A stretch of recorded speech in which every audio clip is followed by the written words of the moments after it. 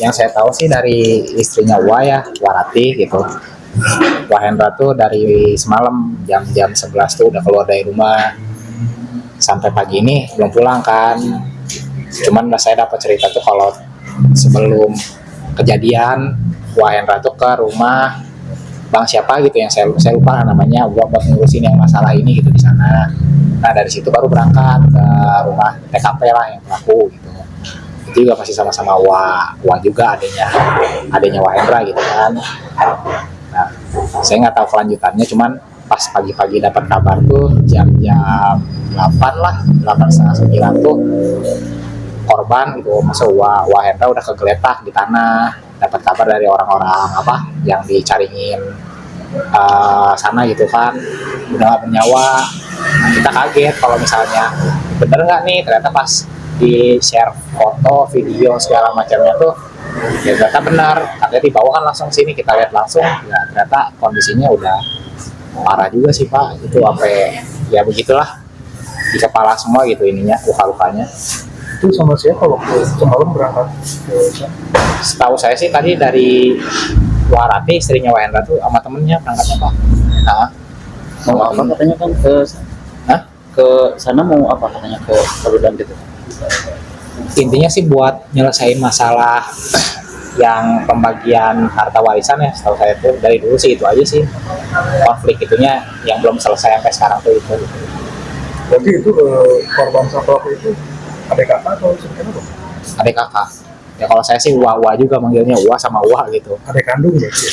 Adik kandung ya, satu ibu satu ayah lah semua gitu. Itu untuk kejadian ini awal mulanya tahu nggak permasalahan apa gitu? Itu sih konfliknya tuh intinya tentang pembagian harta warisan, yang ada tanah lah di sana gitu. Cuman yang saya dengar juga tuh yang pihak yang pelaku ini dari dulu udah gimana ya, udah maruk lah gitu, ngambilin dulu bagian-bagiannya sampai ngegerusin yang bagian yang lain. Nah, keluarga di sini kan banyak yang nggak terima atau mungkin banyak yang komplain. Yang paling utama sih ini yang korban Wahendra. Dari dulu juga udah kasusnya udah banyak yang begini lah gitu Pak.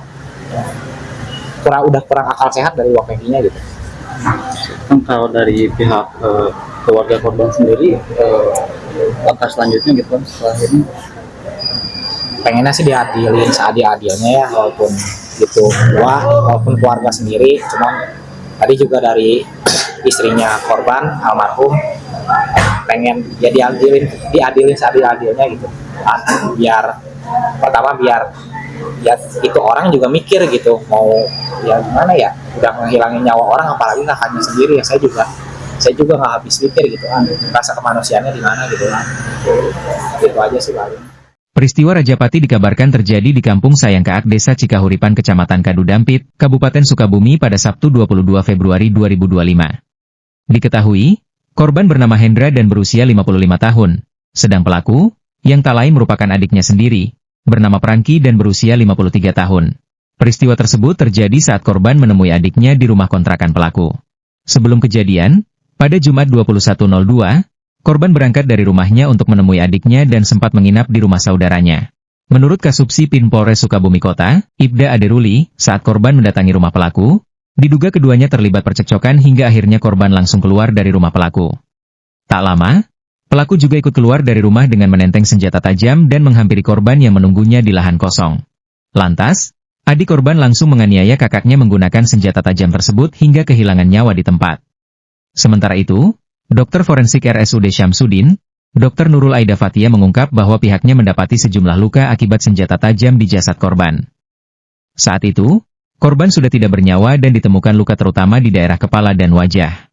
Menurut Aida, kurang lebih terdapat sekira 4 luka terbuka yang cukup dalam dan diperkirakan sebagai sebab kematian, lantaran tulang tengkoraknya pun ikut terpotong.